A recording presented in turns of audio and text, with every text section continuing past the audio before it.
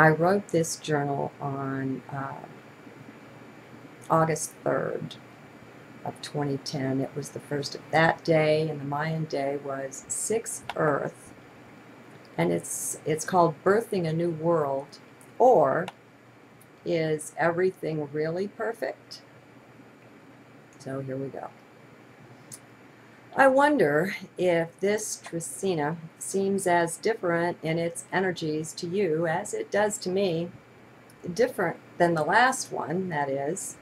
It's a bit hard to tell, for I'm sure there are many more things acting beyond the basic energies of these trecena cycles.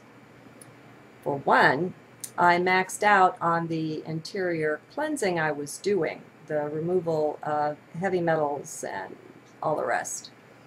I'd been feeling under the energy, so to speak, for such a long time that I just had to take a break. So I stopped taking the product I'd been using, one of many made from a volcanic substance. I forget what that is, but this product is called Waoria. It's been a real blessing to have the biweekly report from Ken, my medical intuitive, telling me of the intensity of purging he saw being done on so many levels by this physicality. That's certainly success.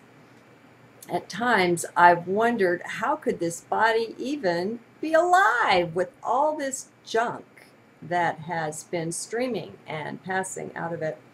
Oh well, life is amazing. There's no doubt about that. It's opportunistic as well, and we pick up all sorts of things from our environment, physical, mental, emotional, and even etheric. There are plenty of no-see-ums running around, and that which we vibrate in consonance with, we attract. Like attracts like, simple physics. We have a higher, a wiser, and a far vaster physics appearing on the horizon these days. Perhaps you've noticed. It's a time of such major change. Thunderbolts of the Gods comes to mind, a documentary that posits an electromagnetic rather than gravitational theory of the universe, of astrophysics. By the way, I forgot, free documentaries online or something like that. Just Google Thunderbolts of the Gods. It's pretty good. Now, that might sound boring, but it's certainly not. I'll put the link in the transcript so you can see for yourself what a major change can be had by rethinking the whole basis of things, in this case of the universe. It's quite liberating and exciting. Reminds me of the work of Nassim Haramein, that radical difference when we change the underpinning of our science and take another look. It can really be shocking. Then, when we make one change like that, so many others flow from it, and we have what amounts to, or could, a new renaissance, where idea spurs idea, and the revelations flow one on top of the other, until reality is so changed, hearts are so light and charged with it, that the whole society is quite lifted. That's what's oncoming, only in such a big way that it will put all previous periods like this in the dust. We're birthing a whole new world in every way. Little, if anything, will remain untouched. Just imagine, my friends, if a great cosmic vacuum sweeper came through our whole world, our whole solar system, picking up and disposing of every bit of energy misqualified by any darkness, any fear, any hatred, or any negative energy. See it sweeping through you and through us, then out into the whole world. See it cleansing and cleaning each molecule, each atom, ridding it of the dark substance it took on that slowed its vibration down so much. Look at the atoms there as they're freed from their burden of misqualification. Look at them and see them rise up and spin like a top so fast as they were designed to spin in the first place. Feel their joy. Can you feel it? Can you sense some of it? The atoms long to go free just as you and I do, only in an atom way of being. All life desires freedom and to rise up in consciousness, as above, so below, and vice versa. The greatest beauty in yourself, in your heart, all life is founded on that. It's the same. The whole universe, the whole cosmos, fractally, desires to sing the great song of liberation and love, joy and peace. That's built into it somehow. I don't worry myself over creators and such. To me, it doesn't much matter. Is there one? Is there not? Who cares and why? It's simply what it is, and it's so grand and so beautiful that whatever it is just fine with me. Now, some people may wonder, I know many think me quite daft, about my saying that everything is perfect. Well, if it doesn't come from the mind and should not be heard by the mind either, it doesn't come from the mind and should not be heard by the mind either, or it will be quickly misunderstood. I like an example that Eckhart Tolle uses. If you fall into a ditch of muddy water, it's rather hard to see how that's perfect, isn't it? Well, it is in this way. That is your now, and every now is quite perfect. That doesn't mean, though, that you need to stay there. That would be daft. It's beingness we're discussing here, not a doingness. Or rather, our doing comes from our being, our state of being. Thus, I come from 2 steps back from the surface. I come from the being behind the doing. What does that mean? Well, the perfection of things is not in their surface appearance. It's what's beneath or behind them where the perfection arises. It flows into them where it finds no resistance. Then you can feel this perfection, can perceive it. Oh dear, I may have lost the whole lot of you here. I don't know. It comes of trying to work with the mind, not always successfully.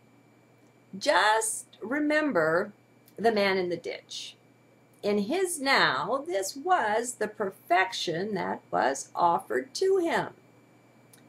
The beauty of it in its arising. Now the man, whether heart or head centered, will likely move to get out of the ditch, and that's perfect as well. What's different is how he does it. Is he angry, upset, and resisting the happening? That would be the head-centered gent. Do you see this? On the other hand, how does a heart-centered man handle it? Does he lose his composure, get upset and grumpy? Likely not. First off, he's not so attached to the body, his clothes, his schedules, and the rest of it. He's just here and now with it, nowhere else. Now, if you'll be with that a moment, you can see how much time and place enters in to the head-centered approach to life. The other fellow, he wants his clothes clean again like they were, his shoes not to be wet and muddy and all that. He wants to be either backwards or forwards in time where everything's neat and tidy again. Do you see it? Time equals mind. Our heart-centered fellow doesn't protest what's happened. He stays open. He stays now. He's not miserable in the least because he's not longing to be elsewhere in either time or space. He's content being right where he is. Oh, he's moving, of course, to get out of the ditch. He's not stupid. He's just not upset by things, by such happenings as this. They come and they go, this he knows. So his peace is undisturbed. In the midst of the same moves both men will be making to change their current situation, this man remains peaceful in his being. So, you see how the doing itself may look quite the same. That's not it. It's the being beneath or behind it that tells the deeper story. One man is open, the other is closed, and that makes all the difference in the world. By their beingness, each man contributes greatly to what is happening to him. In his openness, the heart man is more likely to come into some sort of understanding about what is happening to him. Maybe why. The head man is quite closed to any such. By rejecting the whole experience, he is not open to any understanding that might flow for him. He's closed the door. Do you see? The open heart that is occupied by your attention, that is the veritable source of flow, of guidance, of understanding. Heart understanding, of course, leave the head aside. As we're able to let go of our intense, our insane dependence on the mind of us, we can come into the flow ourselves. Not as long as we are totally identified with the mind, however. Nope, that won't work. As Einstein so famously said, problems are not solved by staying on the same level with the problem. We rise up for solutions. Just so. We let go our death grip on the mind and our fear to be without it, to rise up into a heart way of viewing. Until we do this, the door is quite closed. Nothing can be done about it either. Reason being, it is you, it is I who has closed that door. No one then can open it but us. We can wander for an eternity through endless lifetimes this way. Bemoaning our fate, accepting it, doesn't matter. It is just what it is. So, open the door yourself, my friends. Step into the heart. Leave the mind there at the gate as you enter. You'll not enter with it, I assure you. How long will you wait to give this a try at least? A trial acceptance? That's all it will take. Just be open. Closed people cannot enter the heart. Just let go and let be.